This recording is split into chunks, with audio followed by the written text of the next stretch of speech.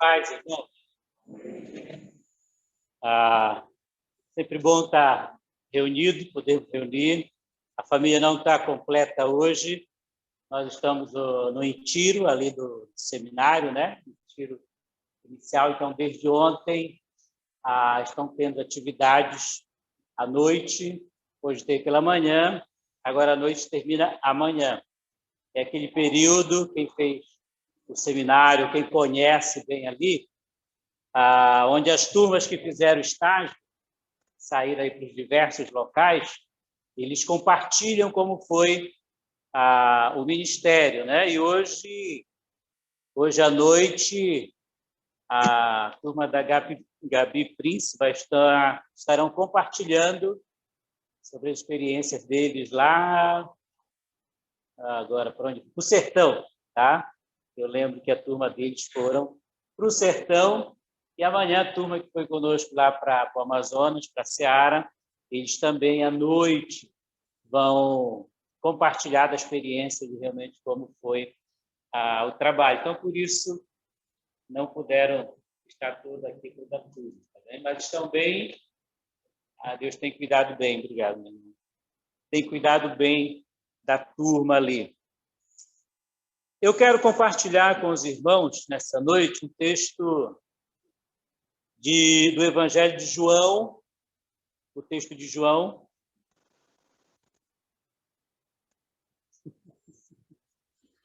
O Evangelho de João, capítulo 6. Por favor, pode abrir sua Bíblia.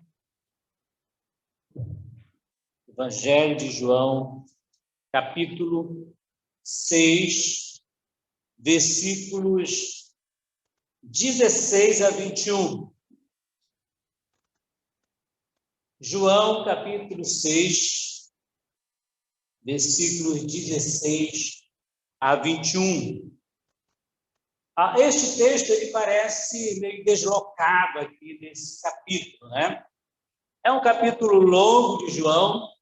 Capítulo 6 é um capítulo bem longo, se você observar, são 71 versículos. A primeira parte é um milagre, né? Um dos sinais que João descreve, bem conhecido, conhecemos bem. E toda a discussão do texto, toda a discussão desse capítulo, gira em torno desse milagre, da multiplicação, da primeira multiplicação dos pães. E essa seção, esses versículos aqui, o versículo 16 a 21, eles parecem meio deslocados, como se não fosse para estar aqui. Mas, na verdade, há um propósito em tudo isso, né? Há uma razão porque o apóstolo João ter deixado esta passagem, ter revelado esse sinal aqui nessa sessão. Há um propósito disso e nós vamos estudar e nós vamos ver isso nessa noite, à medida que formos falando do texto. Esta passagem ela está repetida em outras sessões do Evangelho. Vocês vão encontrar ela no livro de Mateus, capítulo 14. O próprio texto aí, né, de João, descreve onde essa passagem foi escrita novamente na visão de outros escritores do Evangelho. Mateus 14, Marcos, capítulo 6, eles estão lá. E se você for observar depois, você perceberá que ali existe uma descrição muito maior, tá? Marcos e Mateus se preocupam em fazer uma descrição maior desse texto, do acontecimento, deste milagre aqui. Parece que João tem outro propósito, de fato, João tem outro propósito, e ele resume os fatos, o que ocorreu a respeito deste milagre.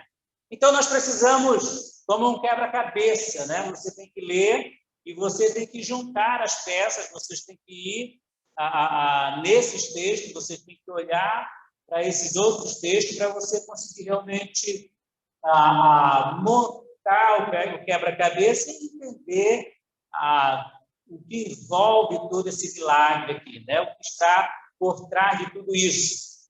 Você precisa ler os 3 evangelhos para tirar dúvida de algumas questões que surgem aqui, como nós vamos ler.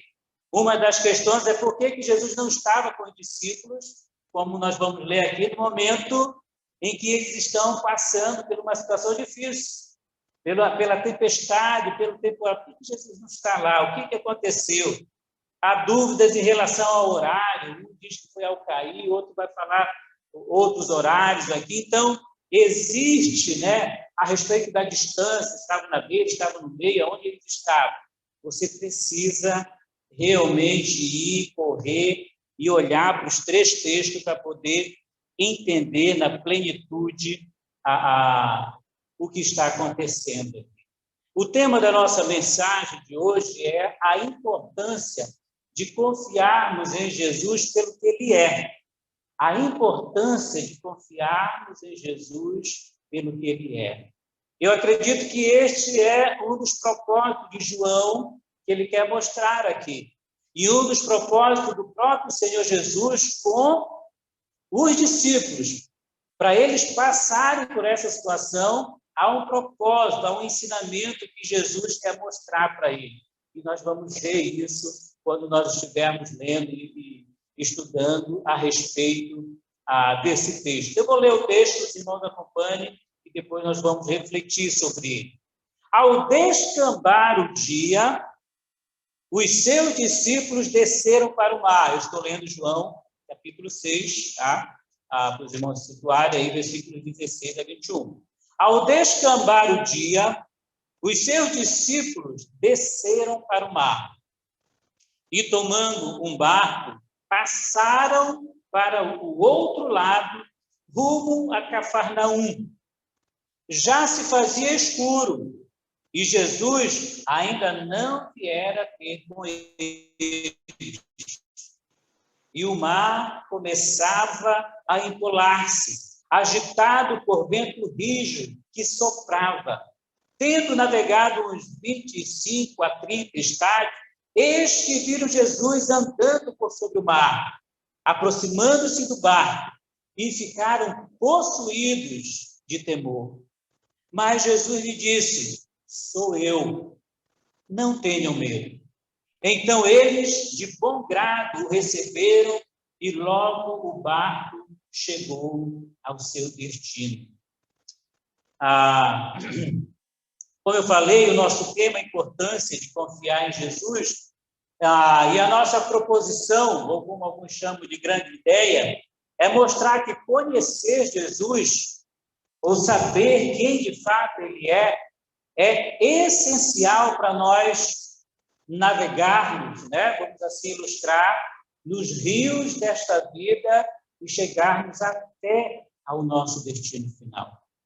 Conhecer quem é Jesus, tá? É essencial para a gente trafegar nas tempestades, nas adversidades, nos rios desta vida e conseguirmos chegar até o nosso destino final. Nós vamos olhar para isso nesse texto aqui.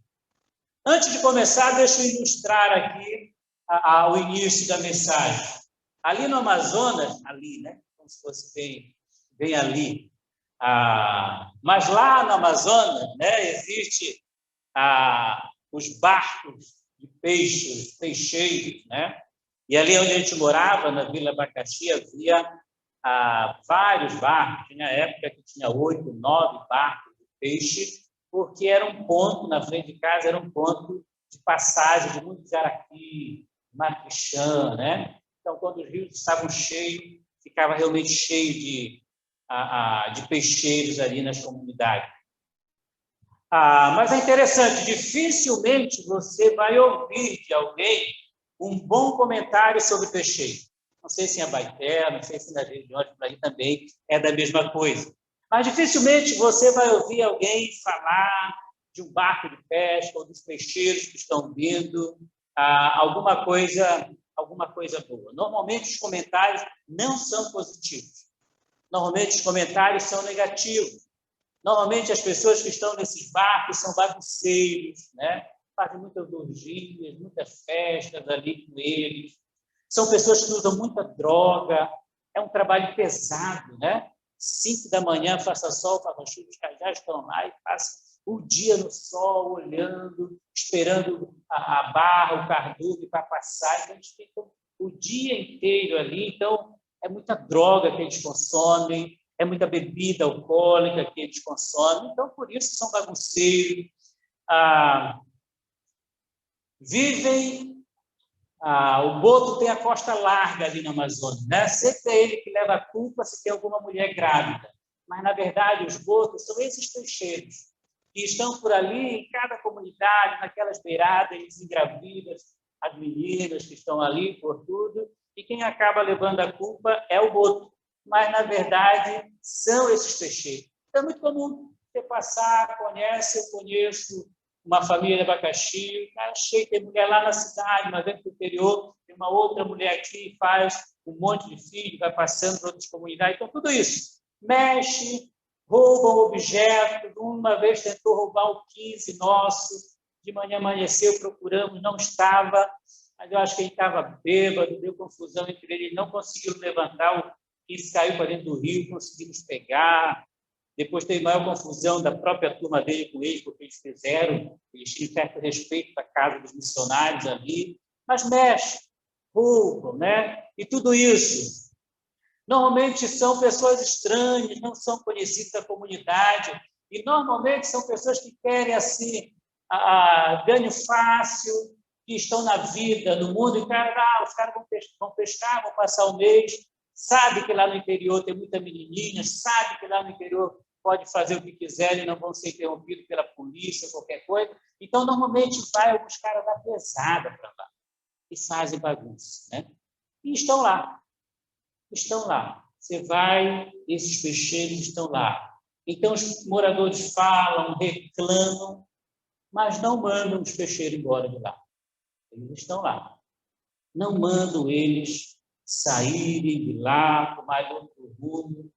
Por que será que eles não mandam? Eu fico me perguntando, ficava me perguntando para entender.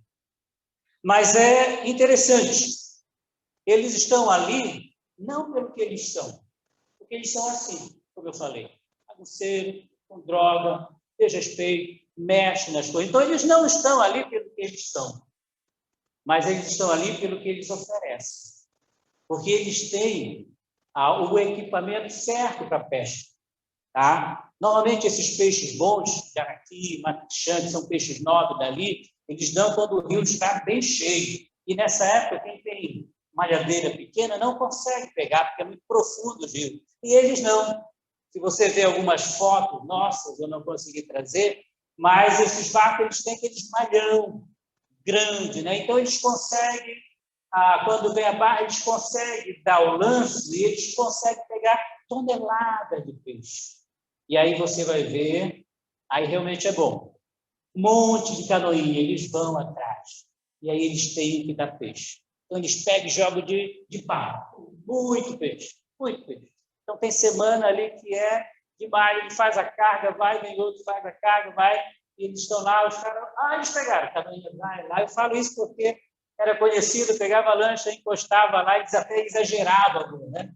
O pastor, jogava. E, de fato, tinha que estar distribuindo peixe depois nas outras comunidades. Então, eles estão ali não pelo que eles são, eles estão ali pelo que eles podem oferecer. Há um interesse, mesmo com a pessimidade que eles são, a sua grande maioria, existe uma exceção e alguns por ali, mas eles estão ali por causa disso. Basicamente, esta situação pode nos ajudar a entender o contexto de João, capítulo 6, versículo 16 a 21.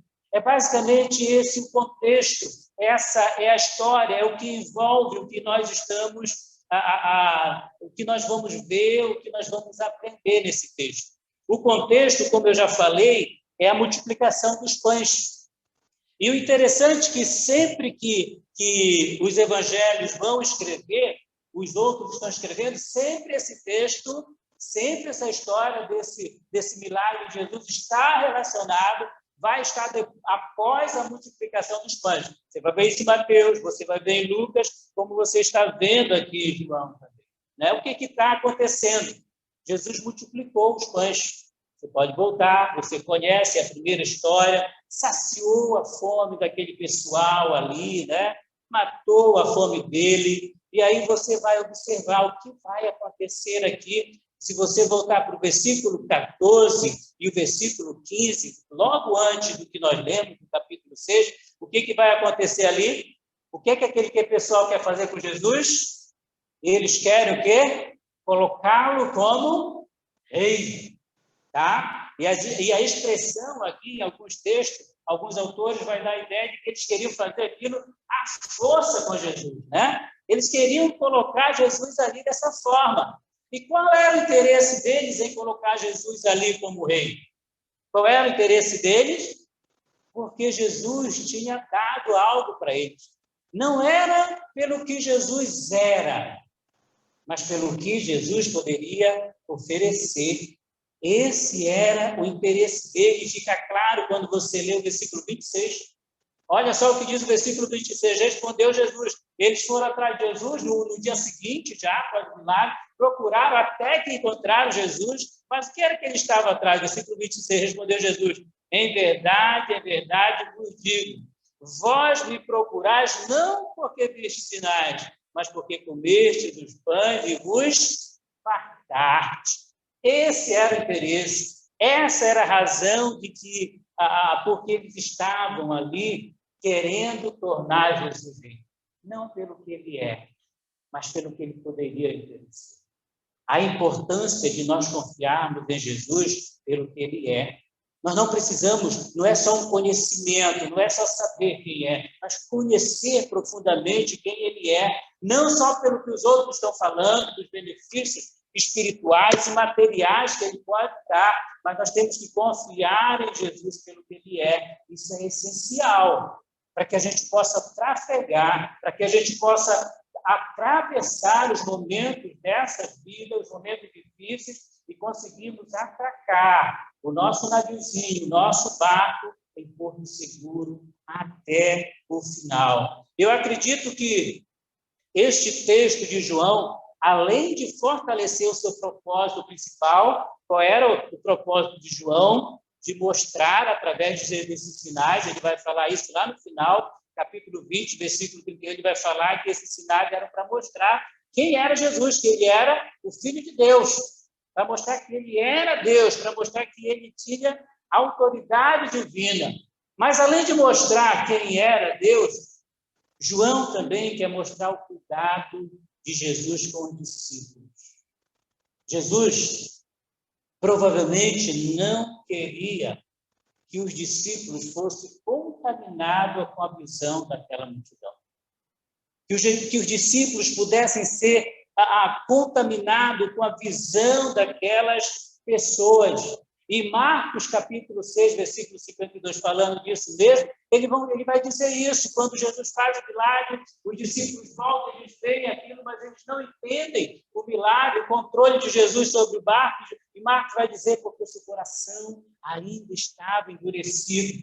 Então, esses discípulos poderiam ser levados pela massa, né? Vamos tornar Jesus rei, porque ele pode suprir a nossa necessidade. Há alguma semelhança em algumas pessoas que estão seguindo Jesus também, às vezes?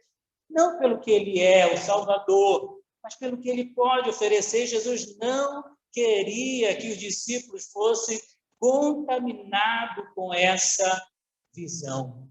Por isso que João é mais sucinto do que os outros ao escrever, porque a ênfase de João não é tanto na reação dos discípulos, mas quem é Jesus. E isso fica bem mais claro quando nós lemos, ao se aproximar dos discípulos, quando eles veem Jesus, eles calma, sou eu. É aquela expressão de João, em Miegô, sou eu, sou Jesus. Né? E Jesus já tinha falado aquilo por várias vezes, então é isso que ele quer demonstrar os discípulos, que eles precisavam acreditar em Jesus pelo que ele é e não pelo que ele pode oferecer. E é isso que nós vamos ver, pelo menos 3 maneiras nesse texto que Jesus mostra para os discípulos a sua autoridade divina e que eles precisam confiar em Jesus pelo que ele é, por quem ele é. o próprio Filho de Deus, o Emanuel, o Deus encarnado, que tem o mesmo poder e que tem a mesma autoridade do Pai. Nós vamos olhar para essas três maneiras que Jesus mostra a sua autoridade nesse texto.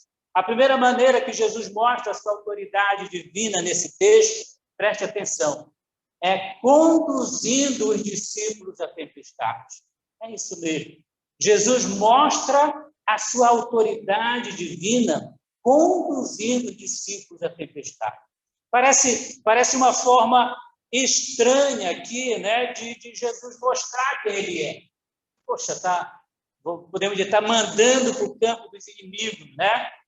Está mandando para o meio dos inimigos. Como eu já disse anteriormente, nós precisamos olhar para as outras passagens para nós entender realmente o que está acontecendo, né?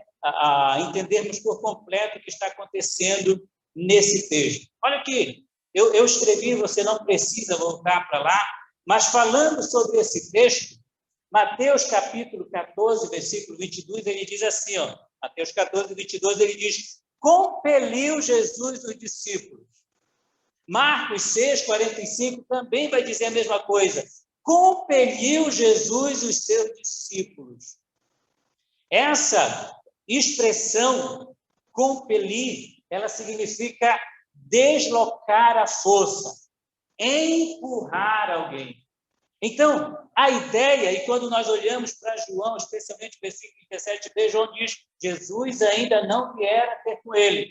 Como se João tivesse consciente de que ele já tinha mandado, mas ele ainda não viera. Então, a ideia é de que foi o próprio Senhor Jesus que mandou, que insistiu para que os discípulos não ficassem ali. Foi o próprio Senhor Jesus que mandou os discípulos descerem para atravessarem para Cafarnaum. Porque quando nós olhamos aqui, pode até parecer uma certa falta de respeito dos discípulos com Jesus, né? Quando Jesus está lá, os caras, versículo 14 e 15, a multidão quer a força tornar ele rei. Cadê os discípulos? Eles descem, estão atravessando, e você pode até dizer assim, bem sei, foram querer sair sem o mestre, pegaram uma tempestade. Mas o texto vai mostrar que havia um propósito de Jesus em tudo isso. É didático essa passagem de Jesus aqui. Os discípulos foram compelidos, né? Jesus manda eles saírem dali. E a descrição dos outros evangelhos não estava, mesmo aqui que pareça que eles queriam fazer aquilo à força de Jesus, mas os outros evangelhos não vão dar a ideia de que isso era um problema para Jesus. E Jesus poderia sair do meio da multidão tranquilamente, sem causar problema, como ele saiu aqui. Em Marcos, capítulo 6, 45 e 46, diz que Jesus despediu a multidão, subiu para o monte e foi orar. E de lá ele contemplava os discípulos.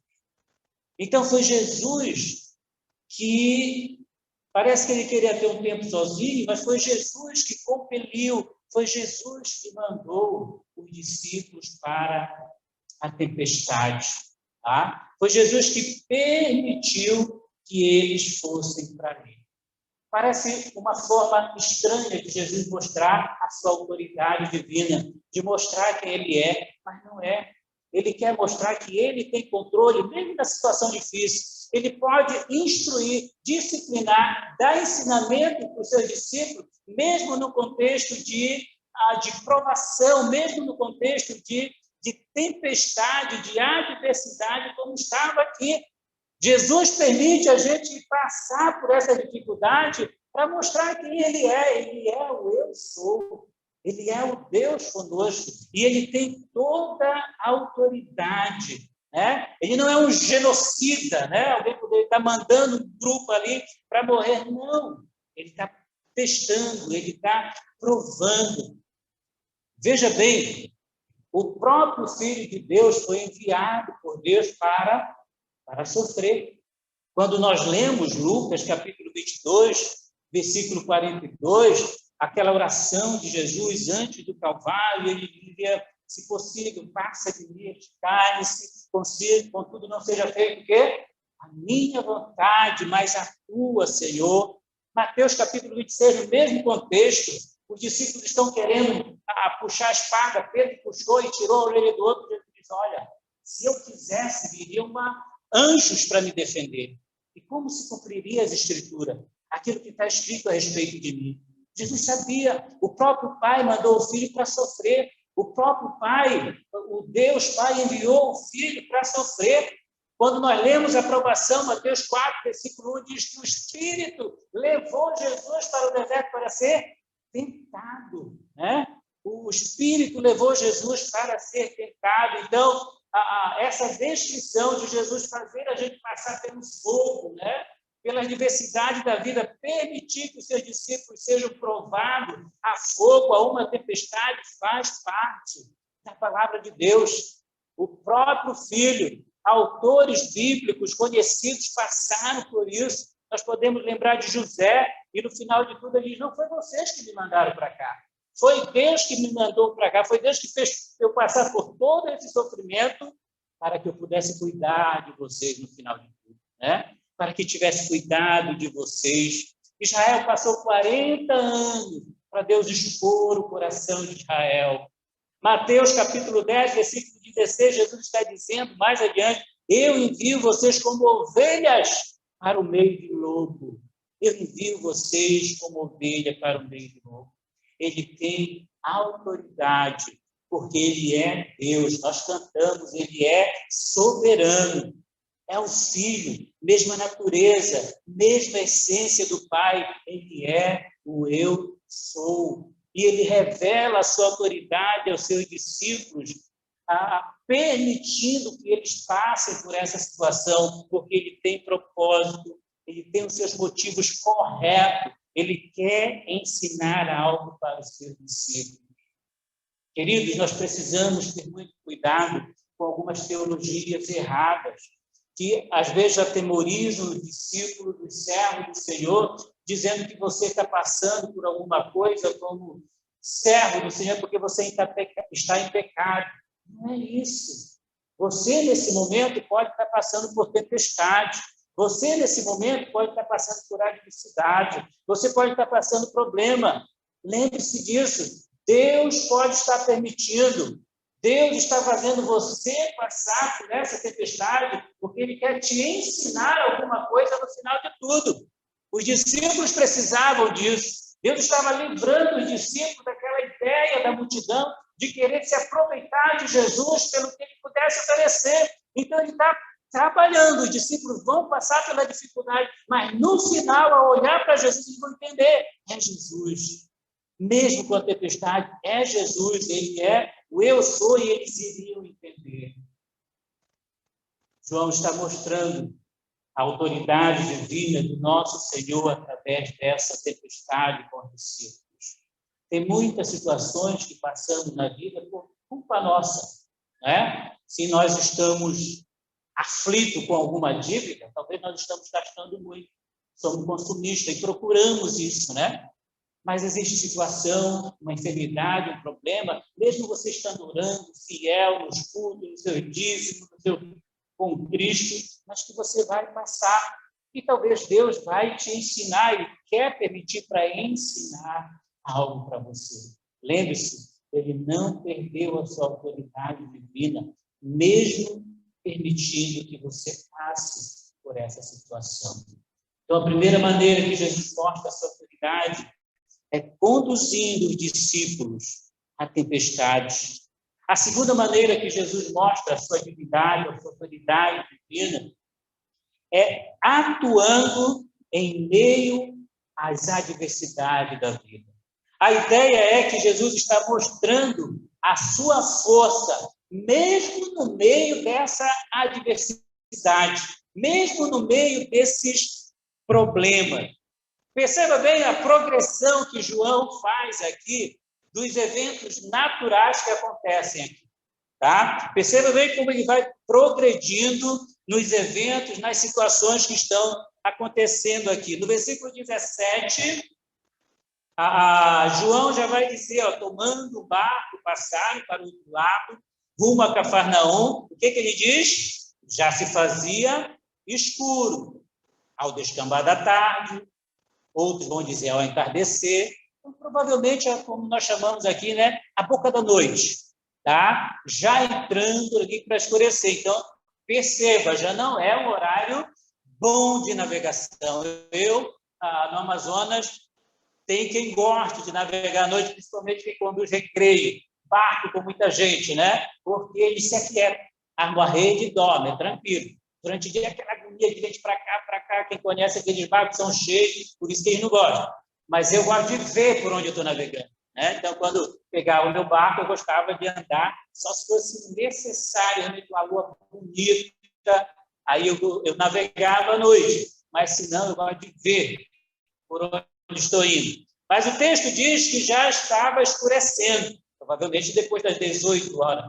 E ele continua dizendo que o mar começava a empolar-se. Essa ideia do corpo que empola, que irrita a pele, a mesma ideia figurada é trazida para cá. O mar está começando a ficar bravo, o mar está começando a ficar violento aqui, né?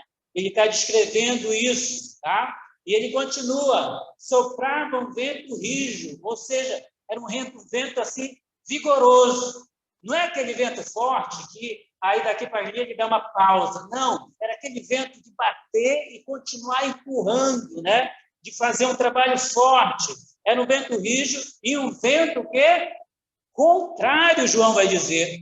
Era um vento rijo e era um vento que soprava contrário. Eles estavam navegando contra, não era nem a favor deles aqui. Era um vento que era contrário. Já havia um desgaste físico desses irmãos, porque João vai dizer que eles já tinham navegado por volta de 25 a 30 estágios. Um estágio é mais ou menos 200 metros. Então, nós estamos aí entre 5 e 6 quilômetros. Alguém que rema, né? Conheço bem, por trabalhar na região, ele faria isso 2, 3 horas aqui, sem cansar muito. Mas pelo horário de que nós estamos vendo aqui, esse irmão já estava quase 9 horas, porque era à tarde, e nós vamos ver que Jesus vai encontrar com eles na 4ª vigília, se eu não estou enganado, da noite. Jesus vai encontrar com eles mais ou menos de 3 às 6 da manhã. Esses irmãos já estão aqui, ó, esses discípulos já estão com desgaste físico.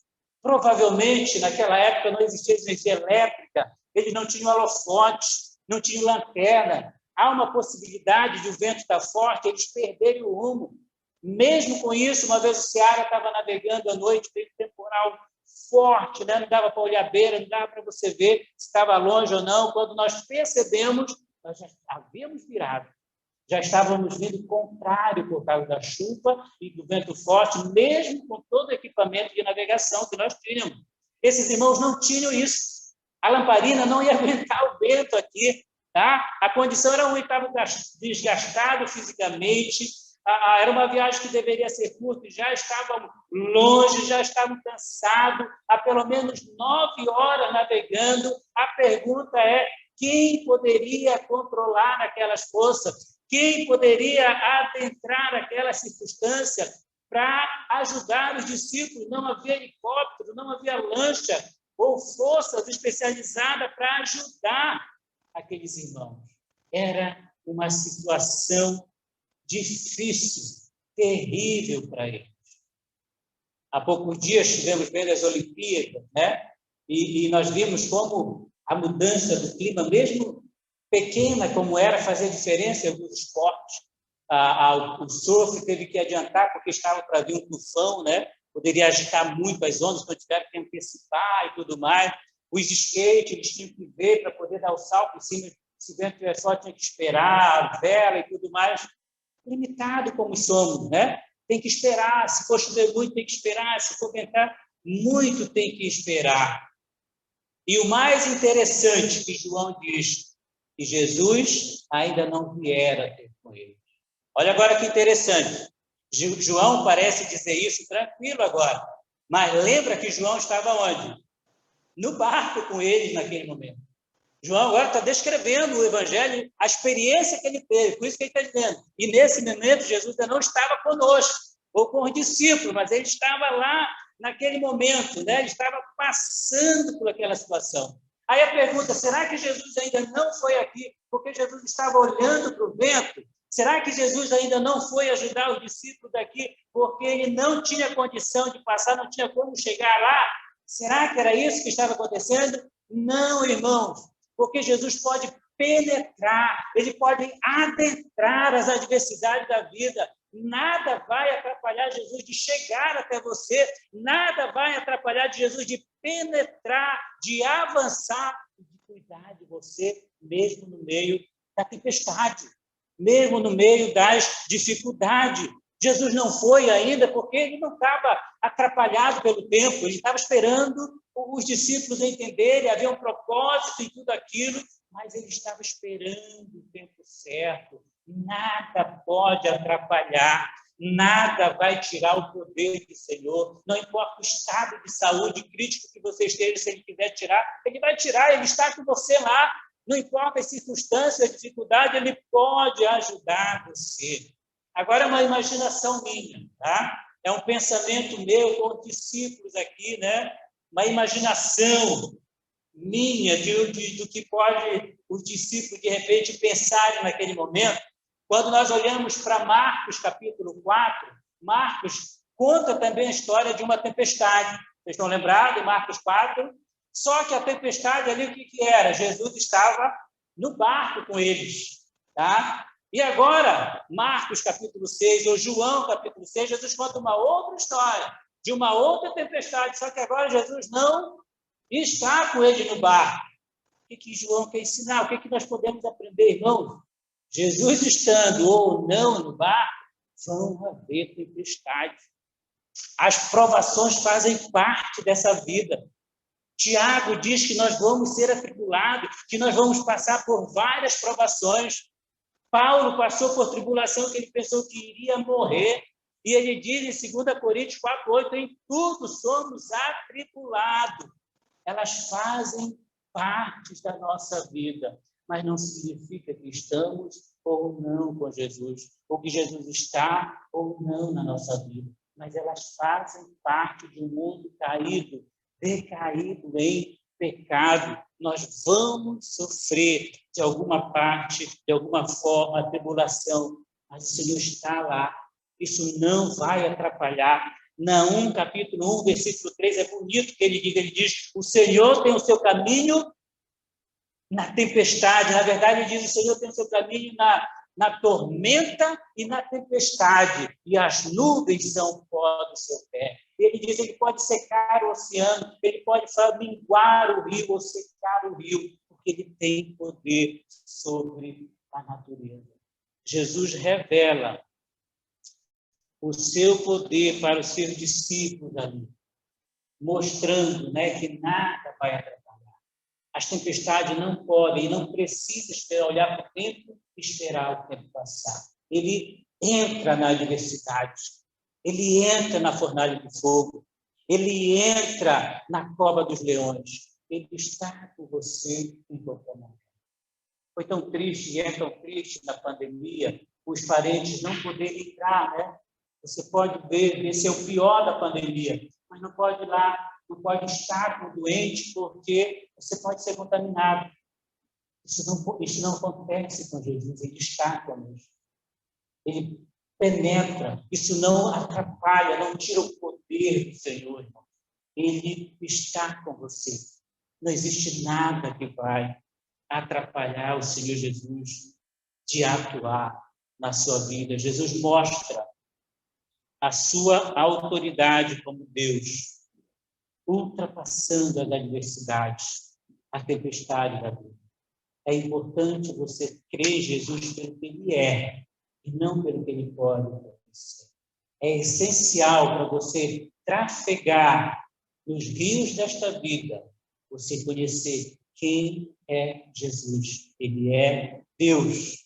E a última forma que Jesus, nesse texto, mostra a sua autoridade divina, nós encontramos já lá no final do texto, é concedendo paz, mesmo em meio às adversidades dessa vida. Concedendo paz, mesmo em meio às adversidades ou às tempestades da vida. Diferentemente de Marcos ou de Mateus, como eu disse, João não se preocupa em evidenciar a fraqueza dos discípulos. Se você lê em Marcos e Mateus, vai estar aquele texto em que Pedro vê Jesus e ele diz para Jesus, Jesus, se é tu, então permite que eu vá até você. O que acontece? Naufraga, porque não tem fé. João não quer mostrar isso.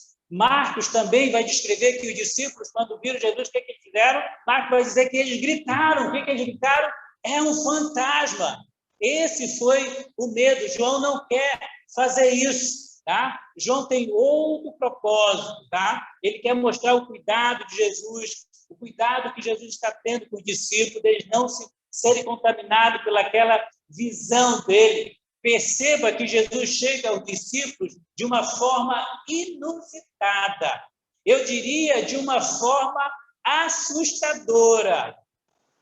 Talvez você condene os discípulos. Como é que eles foram chamar para Jesus de que era um fantasma, né? Que incredulidade, você poderia dizer. Que absurdo daqueles discípulos, que absurdo daqueles pescadores, daquelas pessoas que conviveram com Jesus, achar que aquilo ali era um fantasma e tudo mais.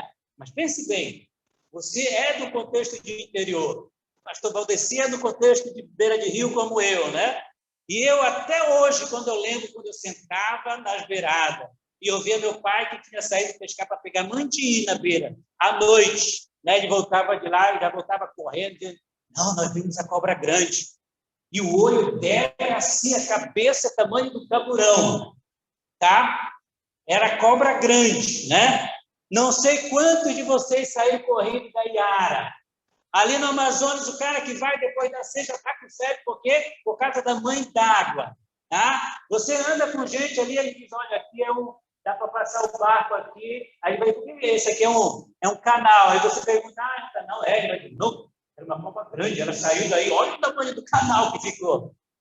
As histórias de mitos, de beira de rio, de interior, qualquer criança vai dormir junto com a mamãe, porque ficam assustados, e até depois de adulto. Imagina esses discípulos, pescadores, na sua grande maioria, de beirada do rio aqui, desse mar, que na verdade era um rio, o quanto que eles tinham ouvido de história, de mitologia. Então, eles estão no meio de um vento, estão num perrengue total, e eles veem uma coisa andando no meio do rio.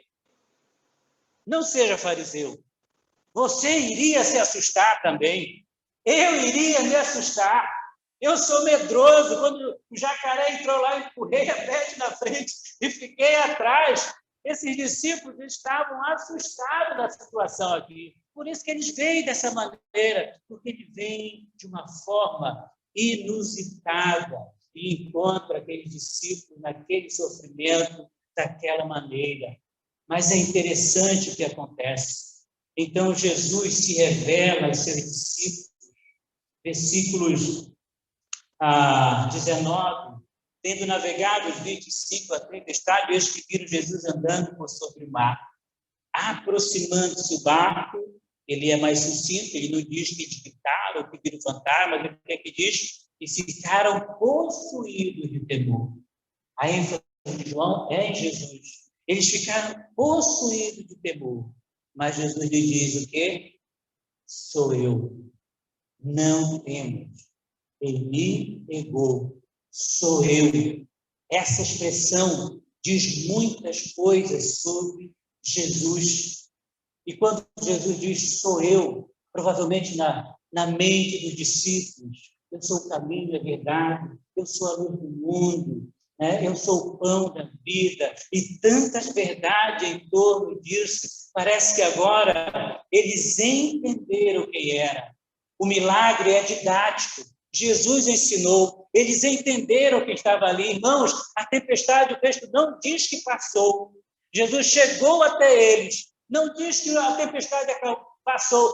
Quem acalmou foi eles quando perceberam. Quando Jesus entrou e disse, sou eu, sou Jesus. Os discípulos entenderam. E o texto diz que entrou e sem perceber chegaram. É um milagre que Jesus faz. São vários milagres aqui. da gravidade, do controle do cosmos, de anteceder o tempo, porque logo eles chegaram, estavam no meio. Mas quando Jesus chegar, logo chegaram, andou por sobre as águas, mas eles entenderam. Nós não precisamos do que Jesus tem para oferecer. Nós precisamos do eu sou. Nós precisamos do que eu sou. Eles entenderam nesse texto, que nós percebemos isso ao controlarem, ao confiarem e chegarem seguro até ao outro lado. Eles entenderam o que Jesus estava ensinando e não queria que eles caíssem na filosofia daqueles que queriam tornar ele rei por interesse, mas pelo que ele é, pelo que ele pode oferecer. Versículos 67 e 68 mostram que os discípulos realmente entenderam isso. Alguns estavam abandonando quando Jesus estava comentando, falando que ele era o pão da vida, do que ele exigia, né? E agora, já voltando, já em terra, Jesus pergunta aos 12, porventura, versículo 67, então perguntou Jesus aos 12, porventura quereis também vós outros retirados? Eles entenderam. E Pedro responde, Senhor, para quem iremos? Tu tens a palavra de vida. Nós não precisamos de outros, nós não precisamos seguir a outro. Tu tens a palavra, tu tens tudo aquilo que precisamos. Tu és o eu sou, tu és o Filho de Deus. Irmãos, precisamos saber quem é Deus. Isso é essencial para você suportar as adversidades, as tempestades e as aflições que você vai passar nessa vida. Só Ele pode dar o consolo, só Ele pode dar esperança. É o eu sou, que tem as palavras de vida eterna. Eu quero encerrar lendo 2 Timóteo.